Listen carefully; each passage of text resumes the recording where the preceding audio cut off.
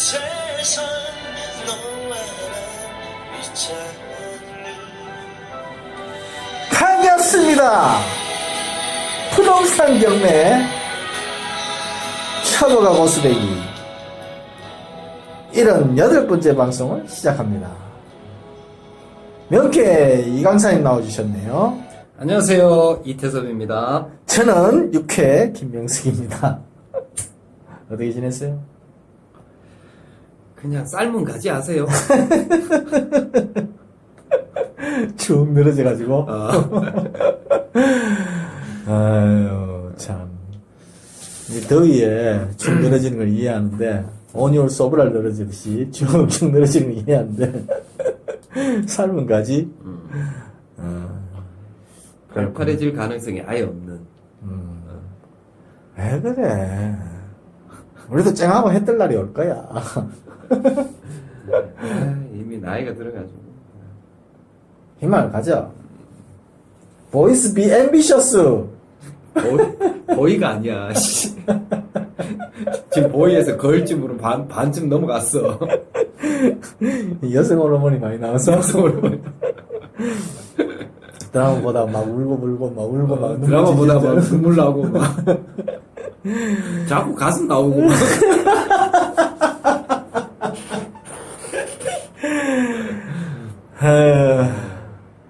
미치겠다. 인생 어두워, 진짜. 그래도 희망을 가지고. 내가 어제, 그저께, 우리 아들내미하고 노래방을 둘이 갔어. 노래방을 둘이 갔는데, 야, 이놈이, 내가 옛날에 즐겨 부르던 애창곡을 부르는 거야. 뭐지? 어? 뭐였어? 사랑 그놈을 부르더라니까. 어? 이 밥솥에 들어가가지고, 제가 막 먹거리, 차고, 염주처럼 이렇게 차고, 그러던 놈이, 벌써 이제, 내일 모레 18이래. 세월은 빠르고, 참. 세월은 뉴스 같고, 해놓은 거는 없고, 그래도 에휴. 뭐, 희망을 가지고. 희망만 가지고 그래. 아유. 한반도 대전환의, 격동의 시기에, 우리도 희망을 가져야 안 되겠나? 한반도가 격동을 하든, 가라앉든. 아니, 나는 제일 열받는 게 뭐냐면, 아니, 헤어진 마누라하고 다시 재결합하겠다는데, 왜 옆집 아저씨 눈치를 봐야 되냐고, 우리가. 그게 제일 열받아, 씨발. 왜 옆집 아저씨한테, 마누라 다시 데리고 오는데, 그 재가를 받아야 돼? 씨발. 성질나. 시어머니 있으면 되잖아. 옆집 아저씨가 아니고? 그래. 하기야, 시시콜콜 간섭하니까 시어머니 좀 되긴 하겠다, 씨. 시어머니가 싫다 그러는데. 그럼 시어머니 죽으면 그럼 뭐 재산이라도 넘겨줘야 될 거 아니야. 재산 안 넘겨주고, 시어머니는 다른 자식 차고 앉아가지고 있으면서. 시어머니가 매 쪽쪽쪽쪽 따라가잖아. 그러니까, 쪽쪽 빨아가는 놈들이 무슨 시어머니야. 원래 시어머니는 쪽쪽 빨아가. 에이, 왜 그래. 시어머니는 잔소리는 그걸 하지만, 결국은 죽을 때는 자식 며느리한테 재산을 주고 가잖아. 그래? 안 그래? 니 어디 나쁜 시어머니만 봤구나. 그러니까 눈밖에 난 며느리한테 안 준다고. 그런 게야? 그럼 장남한테 주지. 오늘 또 뉴스 보니까 기사 보니까 어떤 아버지가 죽으면서 남자 아들이 하나 있고 딸이 4명 있어요. 응? 근데 아들한테만 전 재산을 다 상속을 준 거야, 유언으로. 전화 받아버려. 죄송합니다. 유언으로 다 이제 그렇게 한 거야. 이걸 이제 법률 용어로는 포괄유증이라고 그래요. 포괄유증. 포괄유증을 했나봐. 그 유류분 내놔라 그러고 소송하면 되잖아. 그 유류분 소송도 할 수 있는데 이 딸들이 착해요. 그래가지고 이제 그냥 막 장남들 하자라 이제 이래 됐어. 근데 이게 이제 상속이 개시되고 한참 있다가 11억짜리 채무가 발견이 된 거예요. 상속 채무가. 아버지 빚이 있었던 거지. 그러니까 이제 채권자 입장에서는 이게 상속 채무니까 상속 채무는 이 법정 상속분에 따라서 이제 자녀들한테 다 청구를 한 거야. 그럼 딸내미들은 그러면 재산 못 받고 빚 내놔야 되네? 그렇게 이제 청구를 한 거지. 근데 이제 그 전에 어떤 사건이 있었느냐면은 아버지가 남긴 재산 중에서 하나가 이제 경매가 됐나 하여튼 그랬어요. 근데 그 경매에서 그 법원이 이제 배당표를 어떻게 작성했냐면은 이게 상속 재산이니까 공동 상속인들한테 상속분에 따라 가지고 그 나누었단 말이야. 이렇게 배당표를 작성했더니 요 아들내미가 배당 이에 관한 소송을 제기를 해가지고 딸들한테 돌아가는 것들을 자기가 포괄 유증을 받았다. 그러면서 이제 그걸 다 못 받게 한 거야. 지가 지 혼자서 쪽 빨아먹었네? 자기 혼자 꿀꺽했어요. 근데 막상 이제 채권자가 상속 채무다라고 하면서 이제 소송을 제기하니까 아들내미 태도를 일전해가지고 같이 부담해야 된다 이렇게 주장을 한 거야. 새끼 나쁜 새끼네 요거. 그래가지고 이제 새끼네 요거. 1심에서는 딸들이 변호사를 안 썼는지 어쨌는지 이제 하여튼 상속 채무를 이행을 해라 이러면서 이제 이 패소 판결이 났어요. 그러니까 이제 아들은 어차피 지가 다 물어내야 되는데 같이 나눠가지고 내려온 판결이 났으니까 항소를 안 한 거야. 아들은. 근데 딸내미 4명이서 항소를 한 거지. 항소를 해가지고 이제 포괄 유증 사실이 이제 밝혀진 거지. 그래가지고 이제 법원이 요거는 이제 그 포괄 유증을 했으니까 상속 재산에 대한 아무런 이제 의무가 없다. 그래가지고 이제 원고 청구를 기각을 한 거지. 아들 보고 이제 네가 다 해. 이렇게 된 거지. 그러면 그걸 알고 싶네. 저 세상 상속 받았는 게 11억이 넘나 아니면은 11억이어서 모자라나? 근데 재산이 좀 많은가 봐. 뭐 갚아줘도 뭐 손해는 아니네. 자, 오늘 주제 담보지상권에 대해서 얘기를 한번 해보고 우리 카페에 올라온 아주 복잡한 지상권 문제 내가 미리 답변을 해드렸는데 조금 미진할 것 같아서 우리 이 강사님 도움을 받아서 다시 한번 정리해주는 그런 시간을 갖도록 하겠습니다.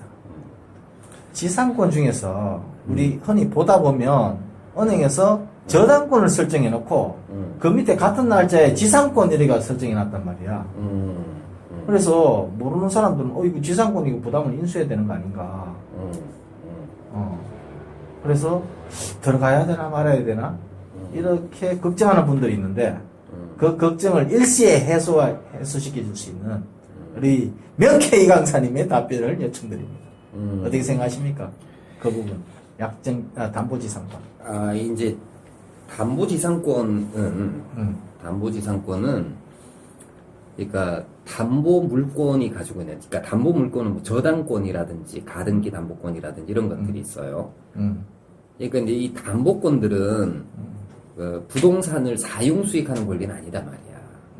사용 수익은 채무자한테 맡겨두는 거지. 오케이. 쓰기는 네가 쓰고 나중에 매각이 되었을 때 매각 대금에서 채권을 우선적으로 변제받겠다. 이게 저당권이잖아. 돈 안 갚았을 때. 돈 안 갚았을 때. 그러니까 이제 저당권자는 저당권 설정자인 채무자 보고 이렇게 써라 저렇게 써라. 너 그거 뭐 하지 말아라. 이렇게 못한단 말이야. 그러면 지상권 설정하는 게 별 의미는 없잖아. 그러면. 아니 저당권자가 그렇게 이제 못한단 말이야. 저당권자가. 저당권만 가지고 있을 때는. 근데 어떤 문제가 있냐면은 예를 들어 가령 전이야. 지목이 전인데 저당권을 내가 취득했어요.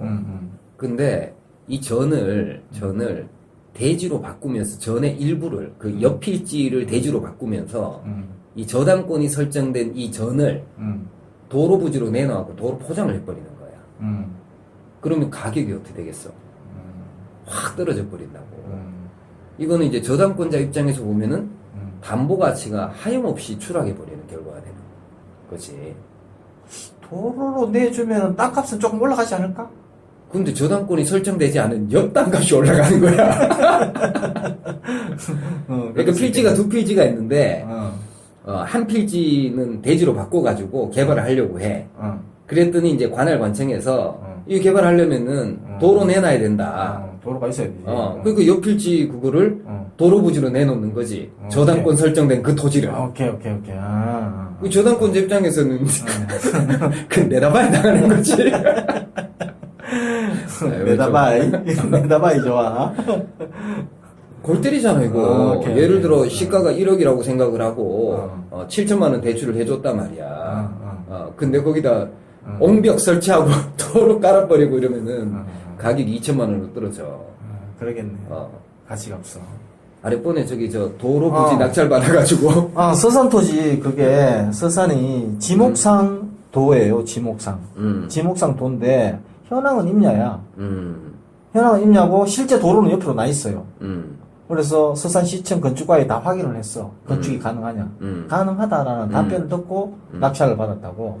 난 당연히 대출이 된다라고 생각했는데 이 은행권에서 이거 대출 지침이라는 게 있는가 봐. 지목상 도로는 대출이 불가능하다 이거야.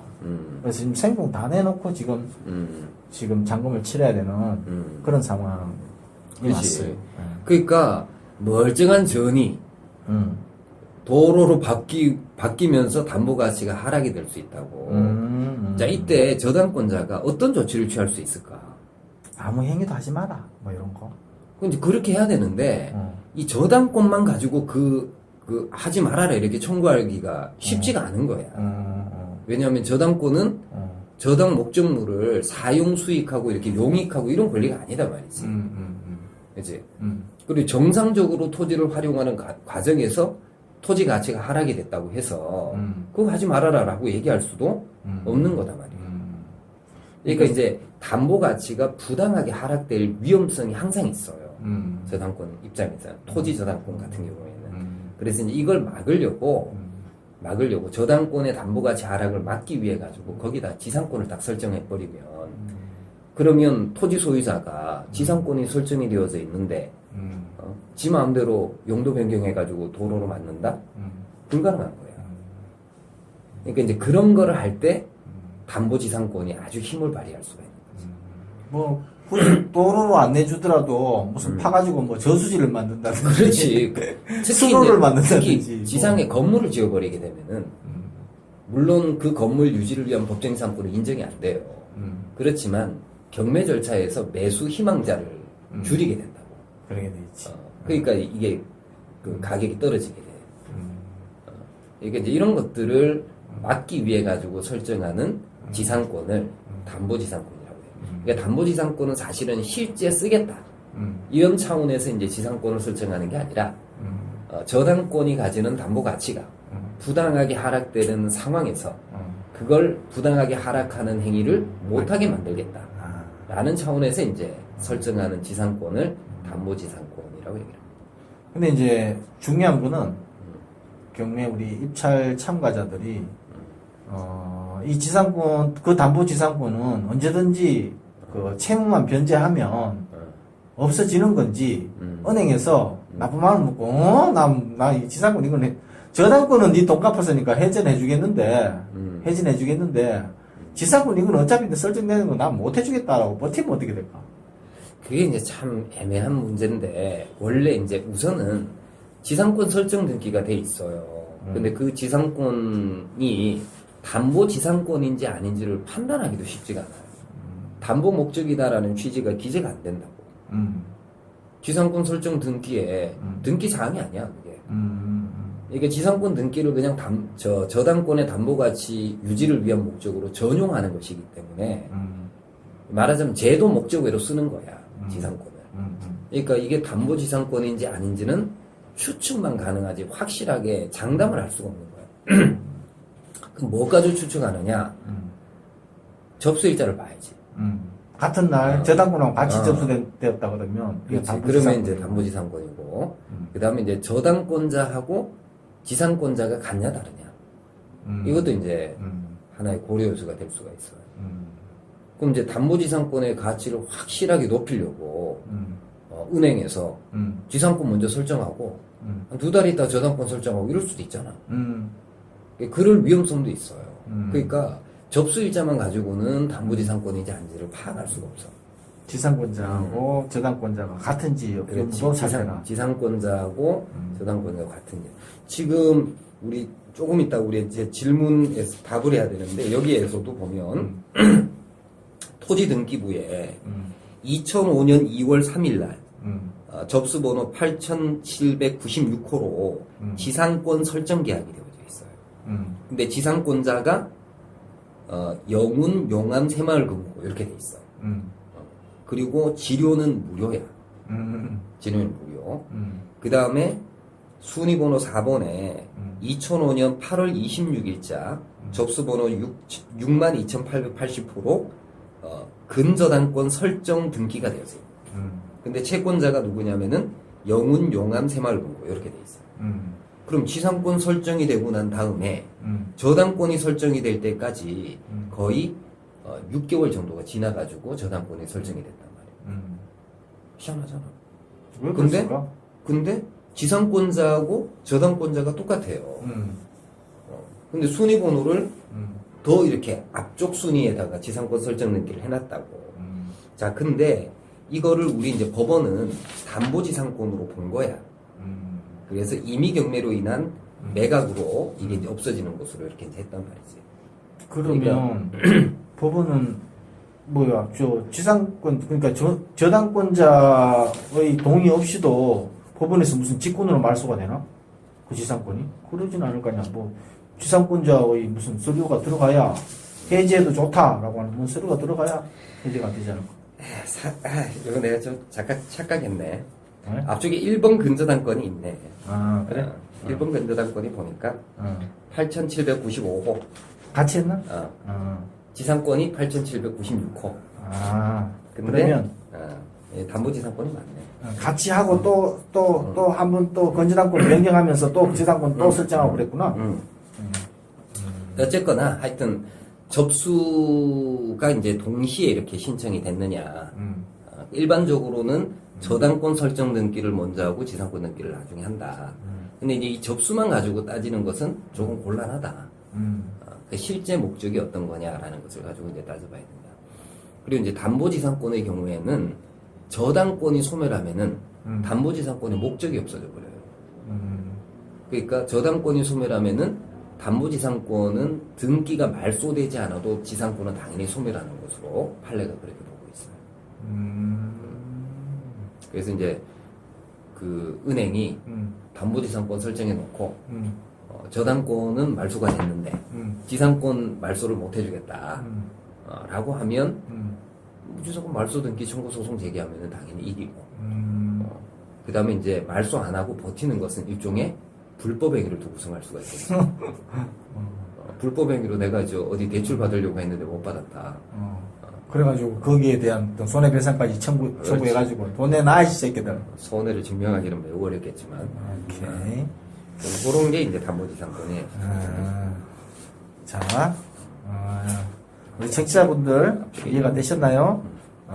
정리하자면 담보지상권은 담보가치의 하락을 막기 위해서 저당권자가 그 하락을 막기 위해서 저당권하고 같이 설정을 하는데 일반적으로 저당권 등기를 먼저 하고 순위번호가 바로 뒤 이어가지고 지상권 설정 등기가 되어져 있고 그리고 담보지상권에서는 지료를 거의 무료로 하고 뭐 이제 그런 식으로 이제 근저당권자하고 지상권자가 동일인이고 뭐 그런 식으로 이제 그렇게 되면 담보지상권이니까 쫄지 마라. 없어진다. 은행에서 안 해준다 그러면 버티면 소송하면 된다. 그리고 그렇게 소송하는 예는 본 적 없고 거의 다 말소해준다. 99.999% 없어진다. 예. 자, 그 다음 우리 카페에 올라온 그 법정지상권 관련 사건이 있는데 자, 이런 사건은 도대체 어떻게 바라봐야 되나요? 하면서 사건을 올려놨는데 제가 간단히 답변을 달았어요. 사건 번호는 2017 타경 13727 9월 10일자에 경매가 예정이 돼 있어요. 감정가는 1억 6,300인데, 하나, 둘, 셋, 넷 번 유찰되고, 지금 5회차예요. 최저가가 6,600까지 떨어졌어요. 엄청 많이 떨어졌어요. 근데 이제 이게 토지예요, 토지. 토지인데, 토지 위에 번듯한 그 전원주택이 들어서 있어요. 그래서 우리 지상권에서 그 공략하는 게 토지를 먼저 낙찰받고 건물을 꿀꺽하는 그 순위로 이제 이 접근을 하려고 이제 물어봤는 모양인데, 이게 굉장히 좀 이 사연이 많은 물건이더라고요. 처음에 이제 이쪽 일대를 전원주택지로 개발하면서 이제 2005년도에 최초 건조당이 설정이 되었고, 2009년도인가 그때 경매로 나왔어요. 2009년도에는 공유물 분할로 나왔네. 예. 요거 2007 타경 19429로 해서 경매가 매각이 됐네요. 요거 이제 좀 말씀드리면은 원래 AB라는 사람이 공유하고 있는 토지였어요. 근데 2005년 1월 달에 C라는 사람에게 매매를 통해서 토지 소유권이 이전이 됐어요. 그리고 여기에 이제 2005년 2월 달쯤에 저당권이 설정이 돼. 그리고 이 저당권이 실행이 되어가지고 2009년 1월경에 D라는 사람에게 토지 소유권이 넘어가요. 그리고 2012년도에 토지 저당권이 또 설정이 돼. 그리고 요 저당권 실행 경매가 지금 나온 거예요. 저당권 실행이. 이거 아니요. 2009년도에 저당권이 돼가지고 2011년도에 경매가 진행이 됐고 다시 매각이 되고 진짜? 2007년도 지금 2007년도 사건이에요. 이거는 2007년도 사건이에요. 2007년도에 다시 경매 나왔어요. 그러니까 경매로 이미 2번 넘어갔어. 이거 등기부상으로는 맞을걸?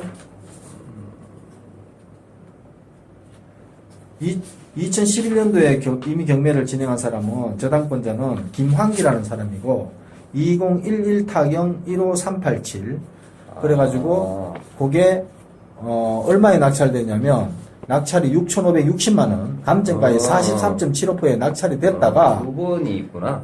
한번 이제 경매로 넘어갔다가 이 저당권을 설정하고 언제 설정했는지 모르겠다. 설정하고 그 다음에 다시 경매로 나온 게 지금 2017 타경 13727 충청북도 청주시 서원구 남이면 양촌리 304-21번지 이 지금 이 일대가 전원주택지예요. 그래요. 그래서 이제 9월 달에 D라는 사람에게 넘어가고 그러니까 2009년 1월 달에 그 다음에 2012년도에 E라는 사람에게 또 넘어가고 그 다음에 이제 저당권 실행 경매가 넘어왔다 이런 얘기네. 그렇게 돼요.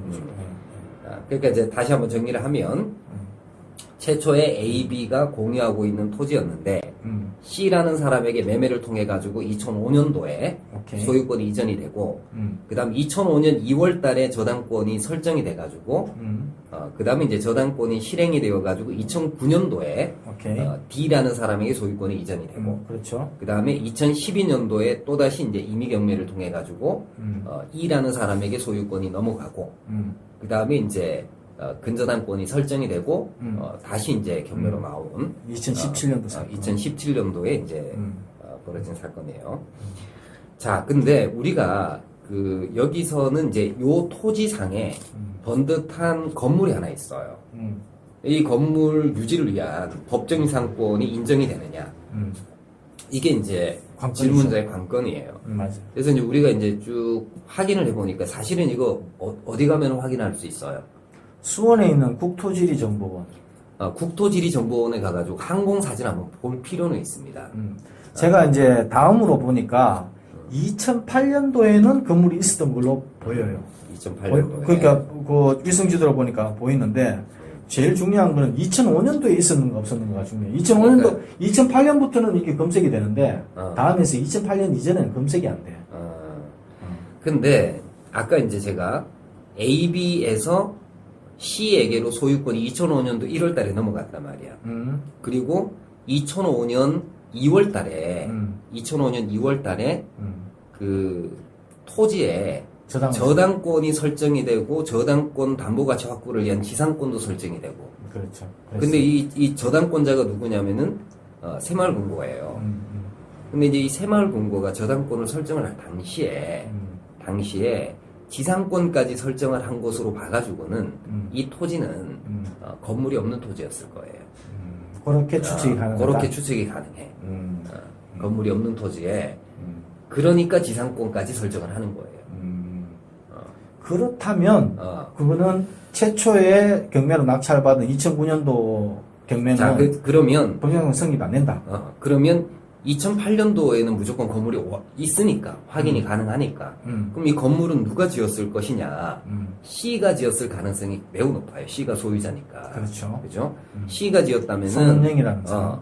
C가 지었다라고 한다면은 토지 저당권이 설정될 당시에는 건물이 없었다는 얘기예요. 그럼 2009년 임의경매로 인한 매각 D에게 소유권이 넘어가는 순간에 D는 법정지상권의 부담을 안지 않는 토지의 소유권을 취득하게 돼요. 그죠? 그러면 지상 건물은 법정지상권에 의해서 보호되는 건물이 될 수가 없는 겁니다. 그런 경우에는. 왜냐하면 지상 건물은 C가 소유자이고 그 다음에 토지는 D가 소유자이기 때문에 D가 저당권 설정해서 또 소유자가 바뀌었다? 저당권 설정 당시 토지 건물의 소유자가 같이 동일인이 아니에요.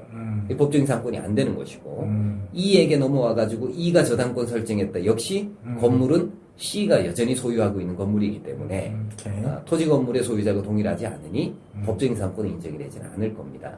요거는 이제 제 판단인데 좀 더 정확하게 보려면은 토지 저당권 설정 당시 2005년 2월달 당시에 지상의 건물이 축조되어져 있거나 건물의 이제 존재를 예상할 수 있을 정도로 건축이 진전이 되어져 있는지 요거를 이제 보면 되는데 전 경매 사건 2009년 1월 8일자로 이렇게 낙찰이 된 여기에 이렇게 현황 조사서를 이렇게 확인을 한번 해볼 필요가 있어요.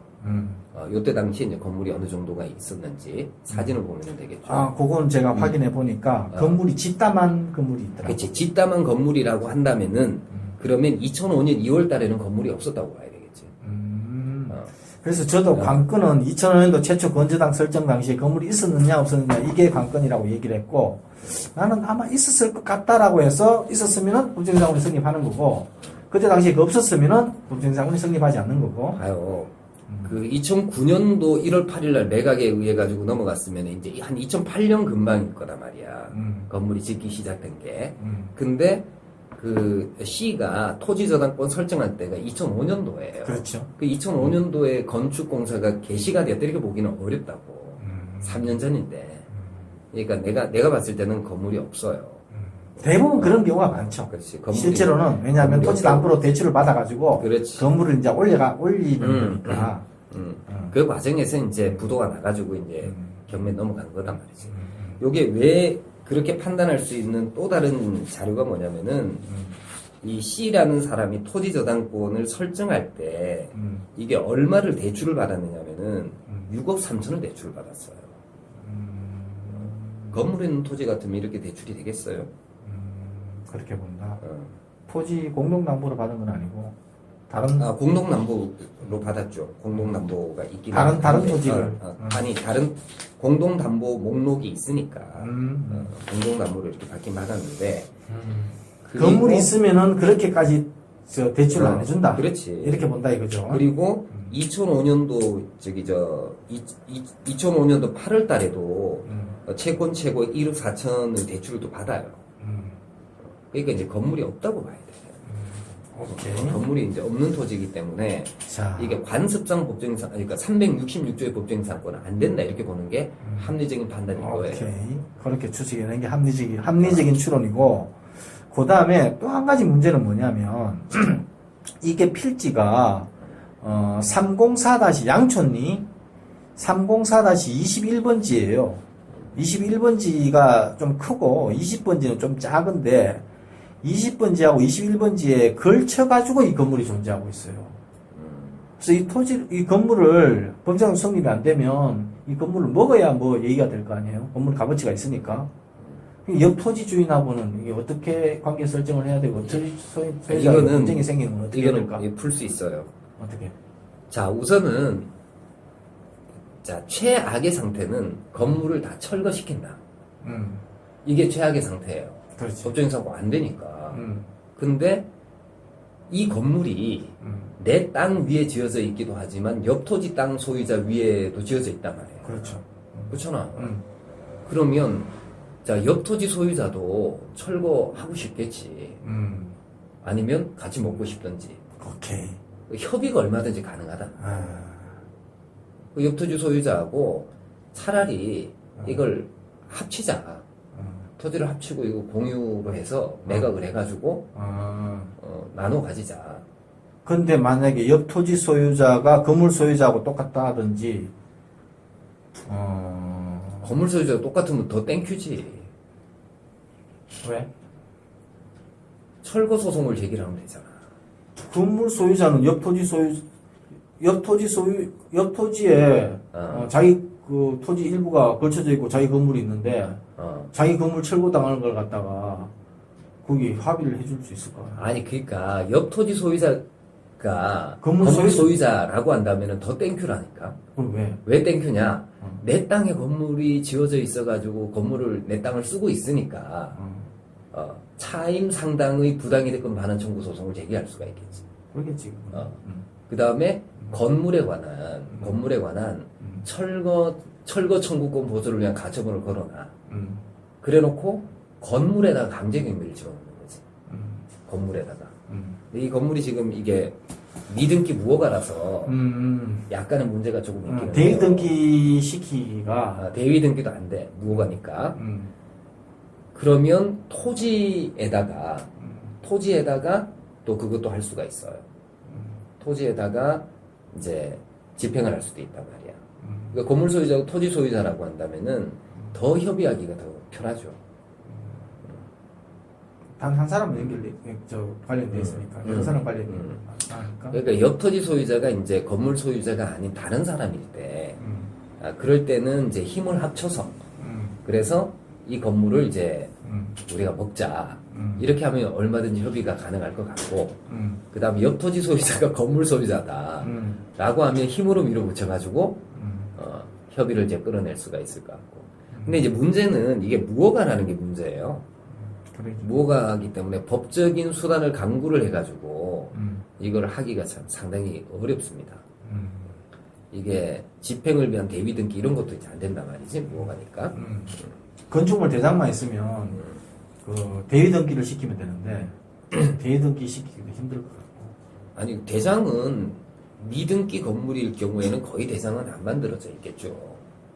허가는 받았는데 등기만 자기 앞으로 안 하는 그런 케이스도 있죠. 그렇지. 이제 건축 허가나 건축 신고가 돼 있는 그런 것일 때에는 이제 대위 등기가 이제 가능하겠죠. 근데 이제 건축 허가나 건축 신고가 아예 없다.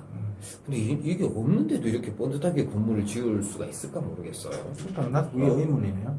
그래서 이게 무허가인지는 확인 한번 해봐야 돼요. 무허가인지는. 내가 봤을 때 이제 허가는 받은 것 같긴 한데. 그 건축 허가를 받았는지를 확인을 해서 일단 대위 등기를 시켜야 그 건물을 또 강제 경매를 넣을 수 있을 거 아니에요. 그래서 그 여부도 확인해야 되고 옆 토지 소유자가 누구인지. 여기 나오네. 서원구청에 문의해 보니까 건축물 대장이 없으며 건축 신고도 접수되지 않았다고 얘기를 해요. 건축 신고도 없으면 이 무허가는 맞아요. 건축 신고도 접수되지 않았다. 근데 이 건축 신고도 접수 안 하고 이렇게 번듯하게 희한한 이 사람들. 대책이 없는 사람, 이게 짓는 사람이 무슨 저기 서원구청의 공무원인가? 그게. 자, 어쨌거나 요거는 이제 취득하는 방법이 자, 일단은 법정상권 안 될 것으로 보입니다. 법정상 안 될 것으로 보이고 그게 합리적인 추론이고. 이거 확인하려면은 항공사진 한번 확인을 해봐야 된다. 근데 기준일은 언제냐? 2005년 2월 3일. 오케이. 그때를 기준으로 해서 건물이 있었는지 없었는지를 확인한다. 그러면 이제 법정인 상권은 거의 없었을 가능성이 많습니다. 항공사진 보는 방법도 있고, 그 다음에 요 2005년 2월 3일자 저당권자에게 문의를 해보는 것도 한 방법이 될 수가 있어요. 그렇긴 한데 그 전당권자 안 가르쳐주지 모른다 크지. 그러고 여기 새마을금고의 직원은 뭐 퇴사했다든지 뭐 난 뭐 잘 모르겠는데 뭐 이런 식으로 나올 거야. 뻔합니다. 벌써 13년 전 일이기 때문에 모를 가능성이 많죠. 자, 이제 그 다음에 그 두 번째는 옆 토지 소유자하고 이제 협의를 좀 진행을 해야 돼요. 옆 토지 소유자하고 협의를 진행한다. 그 다음에 이제 세 번째는 이게 무허가기 때문에 여기 무허가 건축물을 양성화시키는 어떤 수단들을 살펴봐야 될 거예요. 양성화 조치가 가능한지. 양성화 조치가 가능한지. 그래서 어려운 난관이 많다. 지금 근데 이제 가격은 메리트가 있어요. 지금 1억 6,300만 원 감정가가 6,600까지 떨어졌으니까 뭐 한 3,000대, 4,000대로만 떨어지면 얼마든지 사가지고 작업해도 되지 않을까. 뭐 이 가격에 낚시 알바로도 크게 나쁘진 않을 것 같아. 그럼 뭐 다 부시라 그러면 되지. 어쨌든 지료는 받을 수 있을 거 아니에요, 그죠? 지료는 지금 상태로도. 자, 그런 식으로 접근하면 되겠다. 78회 방송은 담보지상권하고 우리 카페에 올라온 법정지상권 문제, 2017 타경 13727 청주시 서운구 남이면 양촌리에 있는 토지만 매각되는 사건에 대해서 답변을 드렸습니다. 긴 시간 아니네. 38분 동안 78회 방송 진행했었는데요. 다음 시간을 기약하면서 오늘은 여기서 접도록 하겠습니다. 네, 감사합니다. 네, 수고하셨습니다.